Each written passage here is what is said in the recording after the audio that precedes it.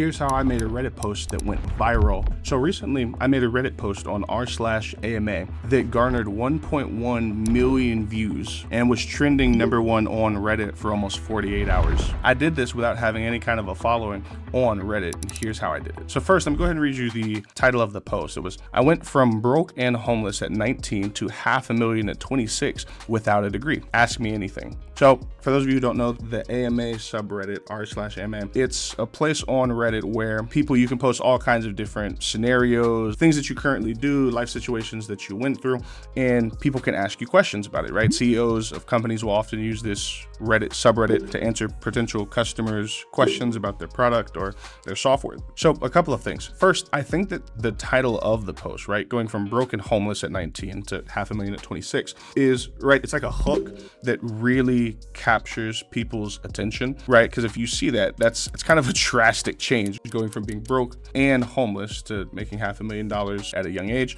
And so I think that that's one of the first things that really captured people's attention, was just kind of the shockingness of going from point A to point B and how those things were so vastly different. Not only that, but people really enjoy rags to riches stories. The other thing about it though is I think people enjoy being able to see how you went from a bad situation to how you got to a good situation, right? And so this is one of the things that was surprising to me about this was, I don't think anybody wakes up being like, hey, like, let me post about how I was broke and how I was homeless at 19 years old, right? So that's not really a thing people do. Nobody's excited to kind of share those details. And so when I was first posting this, to be honest, I was actually very self-conscious about posting that online, but I was like, I think that it will personalize the story more. I think it'll make it more unique to myself because it's what I actually went through. It's the challenges that were unique to me. And so I think that capitalizing on things that would be seen as failures and turning them into lessons, but also turning them into opportunities for other people to be able to connect with your story.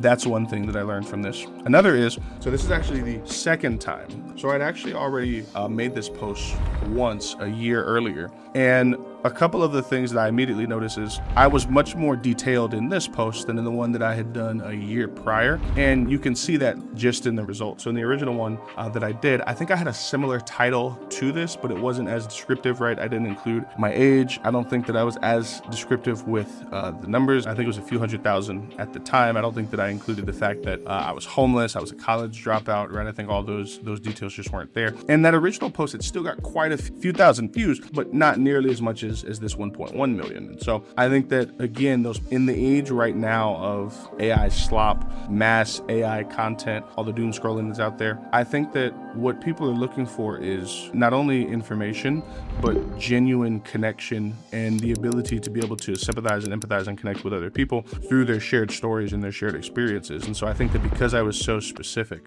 about a lot of the details in my life, that it was able to connect with more people. I can give you an example of this. This actually even surprised me. So in here, I talk about how I was working as a Dunkin Donuts barista. I was making $8.25 an hour, and that I would wake up at 3:15 to catch the bus all the way across town. And I mentioned that all of the different programming languages that I was working with, and one of the first companies that I worked for was an e-commerce company called Vape.js. So they sold e-cigarettes. Well, somebody in the comments mentioned the fact that I worked for Vape.js, and it was notable to them, and they left a comment, and so they engaged with the content because they had purchased from Vape.js before.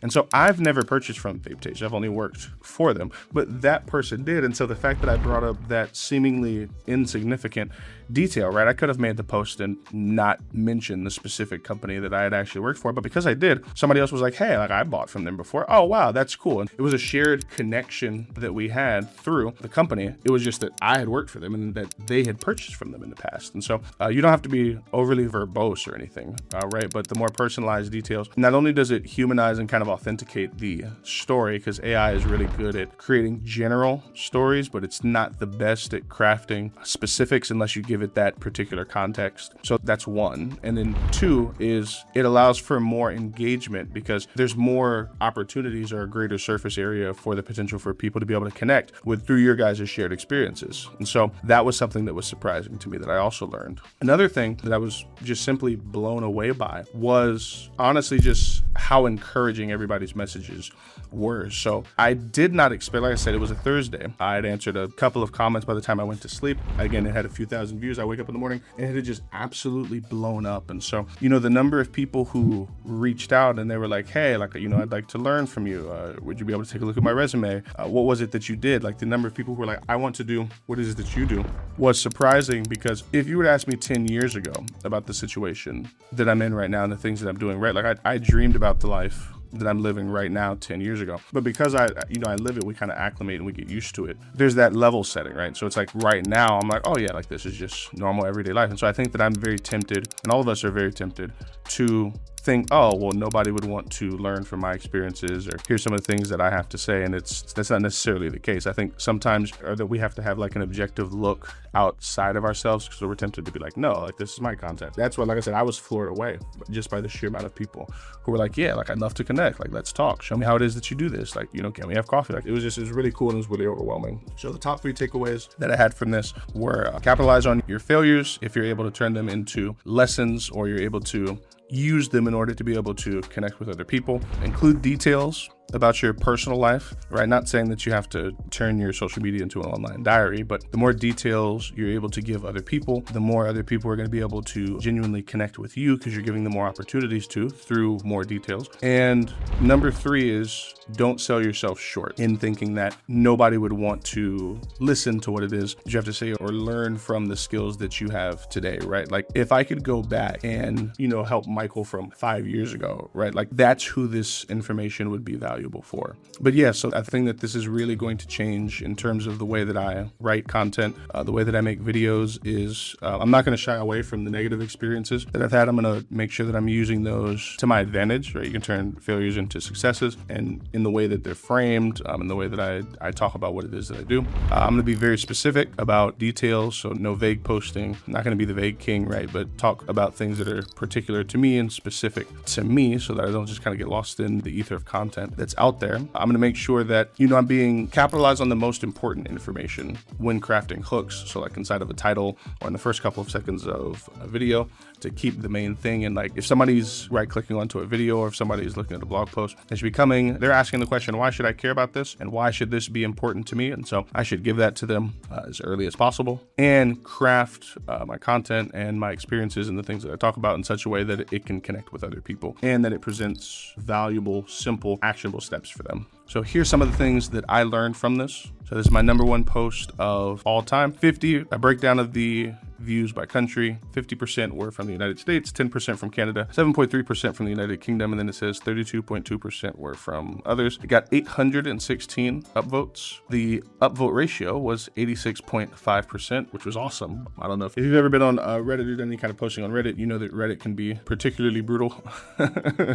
It is not 10 to the week, and it got almost 200 comments. So here's an example comment. This one got the most upvotes out of any of the other commenters, and this one kind of encapsulates what most of the comments that were left on there were about. This is from Chanky888. He says, if you were 19 today with the same path, give you the same success, given the news that the coding market is saturated. For a beginner today, is Pluralsight still a good place to start? How should or would finance/accounting people leverage AI coding tools? How would that be relevant? And so I had talked about how it is that I would do it today if I had to do it all over again. So here was my response. I said, yes, it would. A lot of the news about the coding market being saturated is greedy corporations looking to make more money by offshoring jobs to remote workers in other countries so that they can pay them significantly less. Take, for example, Microsoft, which mentioned job cuts due to AI, but they had thousands of job postings in 2025 and are continuing to hire in 2026. I get hundreds of recruiters in my inbox on LinkedIn asking me if I'd be interested in a software job, and I haven't had to apply to a software job in about 5 years. Every tech job I've worked since COVID has come through recruiters on LinkedIn, which is true.